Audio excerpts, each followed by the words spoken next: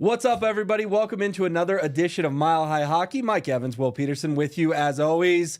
Mike, let's start with the goalie trade. The Avalanche make a surprise trade over the holiday weekend. Justus Ananen is out. Yep. Scott Wedgwood from the Nashville Predators is in. Your gut reaction on a trade that I know a lot of fans were surprised by and maybe not all that happy with. Yeah, I mean, it wasn't that long ago we were talking about the Juice as being maybe their best goalie, and he should be the starting goalie moving forward and supplanting Alexandar Georgiev in that role. But clearly the Avalanche have soured on Justus Ananen. And, man, there's an element right now when it comes to the Avalanche and their goaltending. And this is not a comparison you're going to want to hear as an Avalanche fan, but it's almost like the Rockies are just trying to figure out who their closer is going to be. You get a chance to close this week. Yeah. You get a chance to close this homestand, and that's never a good comparison. That's not good company to be included in. So I still stand by what I said earlier this season.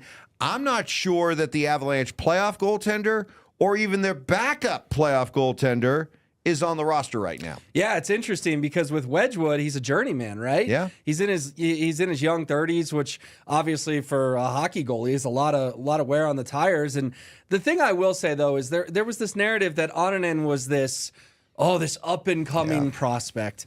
Guys, he was drafted in 2018, okay? He had many chances to prove he was the guy. I think it comes down to they just needed a shakeup in that room. They just needed yet another shakeup in that room. And Wedgwood, when he was with the Stars just last year, did win 16 of his 29 starts.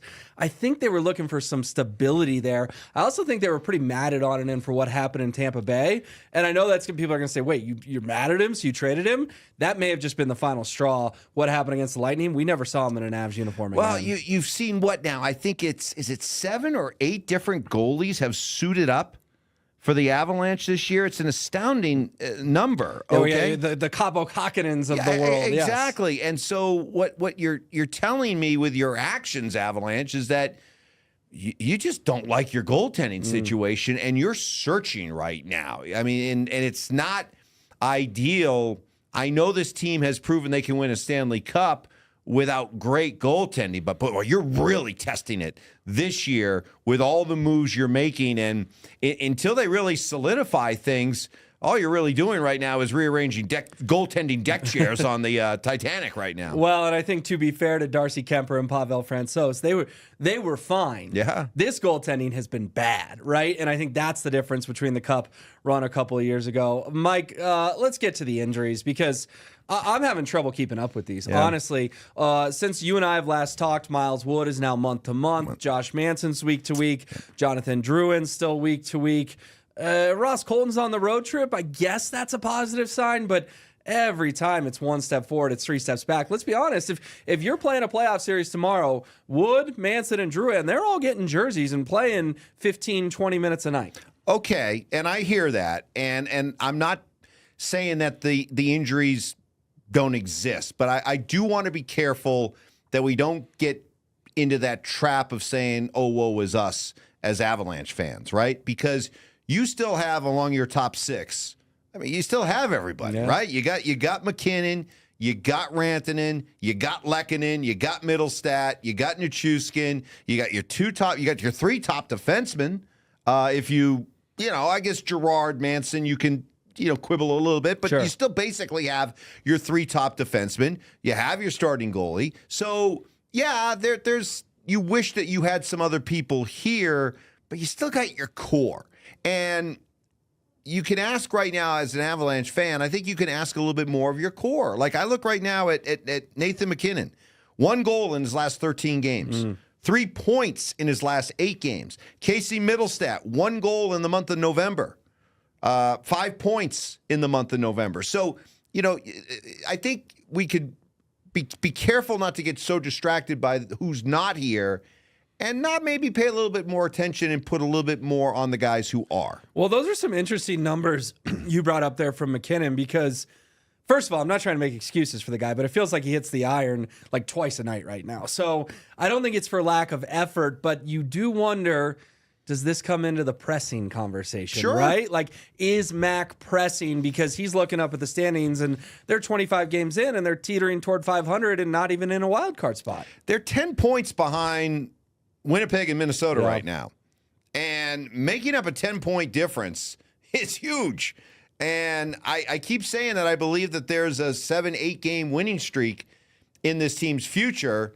And there's still a lot of hockey left to be played, but you're right. It's getting late early around here now, to quote the great Yogi Berra. And at some point this team's going to have to start putting things together. Otherwise, they're going to be scrambling for a wild card spot. Yeah, and that's not where anyone expected them to be. Mike, I feel like we were just here talking about, a big East Coast swing coming up. Well, guess what? Another one. Another East Coast swing coming up. It starts tonight in Buffalo here in just a matter of hours. They won't play again at Ball Arena until December 12th against the Utah Hockey Club.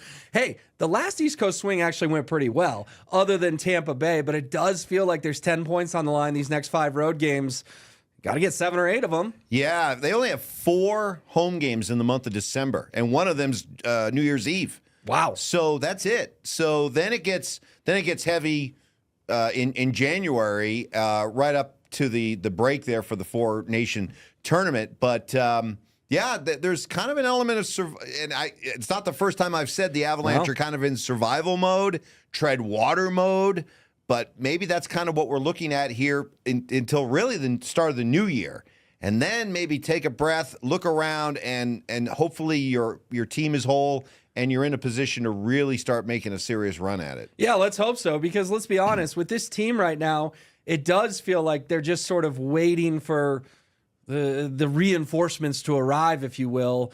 But there is enough there. That's my point. But at some point, we have to stop leaning on that. Yeah, I think that's where I'm coming around to. And recognize that your top guys, your highest paid guys, they're here.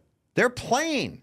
They're out there every night. And yet, as I mentioned, the numbers with MacKinnon and Mittelstadt, they're not producing enough. So, the Avalanche have enough talent. Their core is still the envy of the NHL. So, yeah, there's some pieces, some complementary pieces that are missing. But I think it's fair to look at the core of this team and say, give me more. Well, and the one other conversation that you and I did have about a month ago, we haven't had it in about a month, but I think it comes back up with our old friend Jim Montgomery getting fired by the Boston Bruins. Lands with the Blues 6 days later, and now St. Louis is getting a little hot because Monty's a great coach. But you just wonder, as they make this trade out of left field on a Saturday morning on and in for Wedgwood, I don't think Jared Bednar's head is hitting the pillow real comfortable every night right now. That's a fair point to make, because the NHL, man, for a league that really carries itself with a sense of honor and professionalism and toughness and everything like that, boy, the NHL coaches get scapegoated. They get scapegoated like no other league, no other professional league there is. Hockey coaches, man, they churn and burn through these coaches, and I wouldn't put Jared Bednar and say he's absolutely sitting on a seat that's cool right now. No, I wouldn't either. And I've said many a times, I love Bedsy, but I'm getting at what you're getting at. It's just the state of hockey. Yes. And honestly, if Bedsy got fired, he may pull a Montgomery. He could have a new job a week later if that's something. Oh, no, of course. If that's something he wanted. I'm not advocating for it. I want to make that abundantly clear. I'm not sitting here saying, fire Jared Bednar. No. I'm just saying, let's put it on the Avalanche's fans' radar that, guys, hockey coaches are just never safe. Exactly. They're just never safe. All right, well, the fun begins tonight in Buffalo. Avalanche and Sabres. At least they're playing indoors. It looked like a pretty nasty snowstorm out there. Hey, let's you just go over to Orchard Park. Let's play some outdoor early winter classic. Little stadium series game. Mike and I will be back on Thursday reacting to it all and hopefully talking about the Avalanche getting back on the right track.